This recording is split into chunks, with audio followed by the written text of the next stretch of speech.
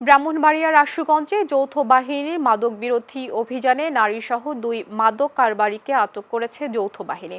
সোমবার আশুগঞ্জ বাজারে হাজী জাকির মার্কেটের শাহজালাল পাখির মেলা দোকান থেকে তাদেরকে আটক করা হয়। সেনাবাহিনী জানান, জসিম ও নারী পাখি ব্যবসার আদলে দীর্ঘদিন থেকে মাদক ব্যবসায় জড়িত ছিল। নানা কৌশলে তারা মাদক পাচার করে আসছিল।